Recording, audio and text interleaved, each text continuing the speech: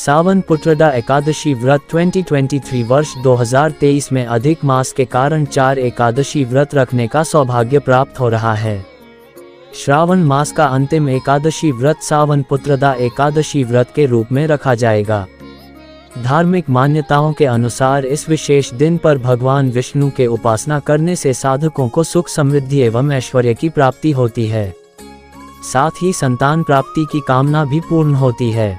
जिन विवाहित दंपतियों की संतान नहीं होती या कोई विघ्न रहता है उनके लिए ये एकादशी एक वरदान की तरह है।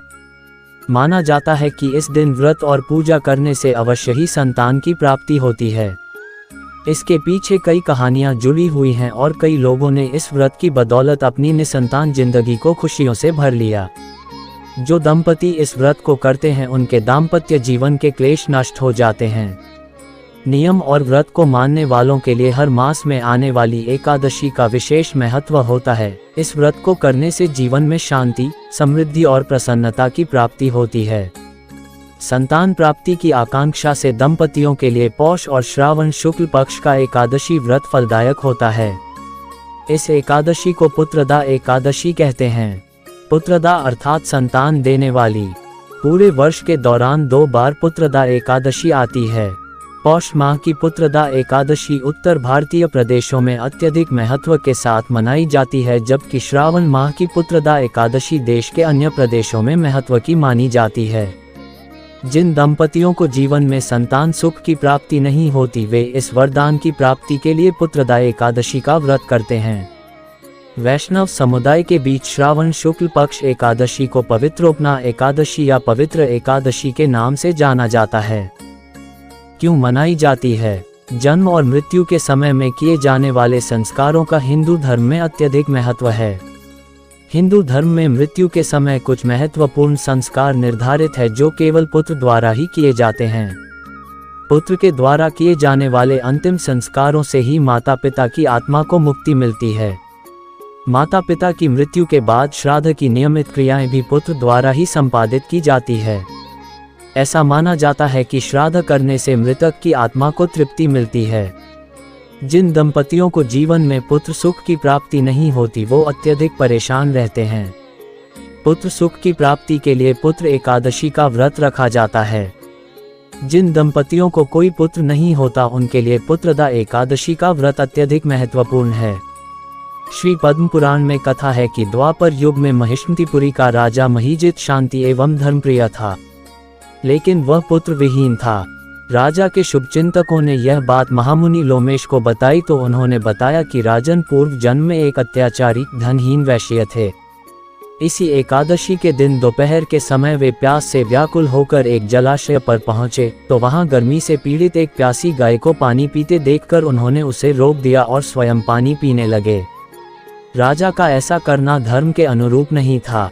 अपने पूर्व जन्म के पुण्य कर्मों के फलस्वरूप वे अगले जन्म में राजा तो बने, किंतु उस एक पाप के कारण संतान विहीन हैं। पुनः महामुनि ने बताया कि राजा के सभी शुभ चिंतक यदि श्रावण शुक्ल पक्ष की एकादशी तिथि को विधिपूर्वक ये व्रत करें और उसका पुण्य राजा को दे दे तो निश्चय ही उसे संतान रत्न की प्राप्ति होगी। इस प्रकार मुनि के निर्देशानुसार प्रजा के साथ साथ जब राजा ने भी यह व्रत रखा तो कुछ समय बाद रानी ने एक तेजस्वी पुत्र को जन्म दिया। तभी से इस एकादशी को पुत्रदा एकादशी कहा जाने लगा। पुत्रदा यानी पुत्र देने वाली। व्रत विधि। इस व्रत को करने वालों को सुबह स्नानादि से निवृत्त होकर स्वच्छ वस्त्र धारण करके श्री हरि का ध्यान करना चाहिए। सबसे पहले धूप दीप आदि से भगवान नारायण का पूजन करना चाहिए। उसके बाद फल फूल, नारियल, पान सुपारी, लौंग, बेर, आंवला आदि श्री हरि को अर्पित करना चाहिए।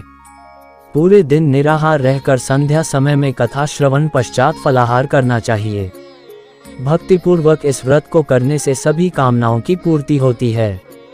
संतान की इच्छा रखने वाले निसंतान व्यक्ति को इस व्रत के प्रताप से संतान रत्न की प्राप्ति होती है।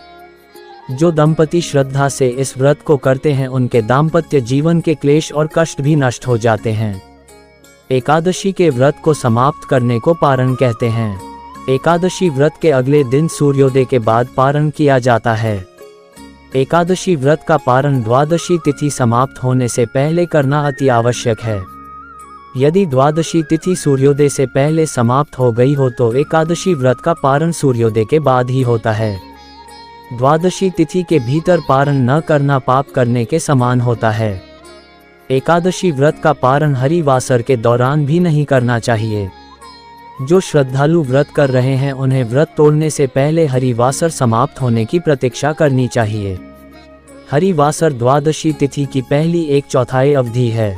व्रत तोड़ने के लिए सबसे उपयुक्त समय प्रातःकाल होता है। व्रत करने वाले श्रद्धालुओं को मध्याह्न के दौरान व्रत तोड़ने से बचना चाहिए। कुछ कारणों की वजह से अगर कोई प्रातःकाल पारण करने में सक्षम नहीं है तो उसे मध्याह्न के बाद पारण करना चाहिए।